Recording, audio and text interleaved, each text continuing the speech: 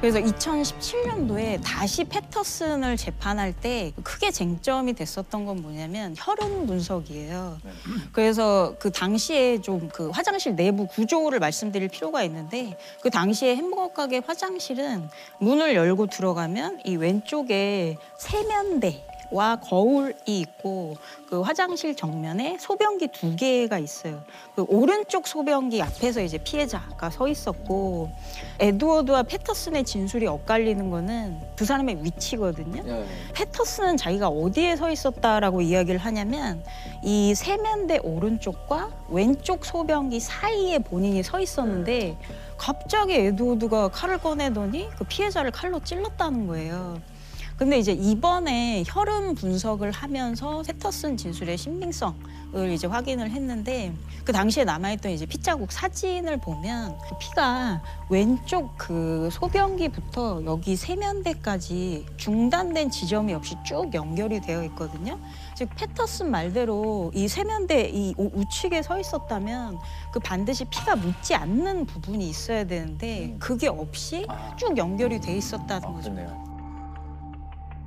그리고 이제 또 하나의 근거는 그 피가 세면대 오른쪽과 세면대 안에도 사실 많이 있었어요. 패터슨의 어떤 주장은 뭐냐면 자기가 찌른 것은 아니지만 그 칼에 찌르고 피해자가 자신을 향해서 헛손질을 했다는 거예요. 그래서 자기는 그 피해자를 밀쳤고 그 밀치는 과정에서 본인이 피가 많이 묻게 되었다라고 주장을 했는데 칼로 찔린 그 외상이 너무나 심했기 때문에 아주 짧은 시간 안에 피해자가 의식을 잃었을 걸로 추정이 되거든요. 네, 네. 그래서 패터슨 말대로 피해자를 밀쳤다면 피해자가 다시 일어나서 이 세면대로 와서 혈흔을 남길 가능성은 사실 거의 없다. 그래서 이제 또 패터슨의 주장의 신빙성이 또 떨어지게 되죠. 여기다가 그 패터슨이 이제 칼을 하수구에 버렸잖아요. 이런 식의 어떤 증거인멸 행위는 통상적으로 범인이 하는 걸로 볼 수 있다. 다시 패터슨을 이제 살인죄로 기소해서 결국 재판 결과가 나온 게 2017년. 그러니까 이태원 살인 사건이 97년에 발생했기 때문에 20년 만에 대법원은 오늘 살인 혐의로 기소된 아더 존 패터슨에게 징역 20년을 선고했습니다.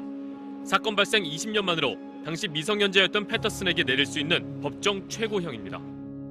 징역 20년형을 받았는데 이거는 그 사건 당시에 패터슨이 미성년자였어요. 그래서 그 범위에서 가능한 최대 형량이 20년이어서 20년을 받게 됐습니다.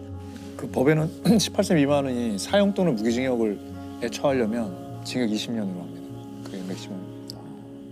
결국 2017년 재판에서 패터슨을 살인죄로 이제 인정을 하고 징역 20년 선고를 했지만 그 에드워드도 살인의 공모자로 인정을 했어요. 그러니까 그렇게 된 근거가 첫 번째로 그러니까 에드워드가 패터슨한테 아무나 가서 찔러봐라라고 부추겼던 그러니까 살인 교사가 인정이 됐고 화장실에 갔다 와서 패터슨 같은 경우는 바로 위층에 다른 화장실로 올라가서 그 세수를 하고 피를 씻었거든요. 근데 그 에드워드는 다시 그 테이블로 돌아와서 친구들한테 우리가 어떤 사람을 칼로 찔렀다라고 위를 써서 표현을 했어요.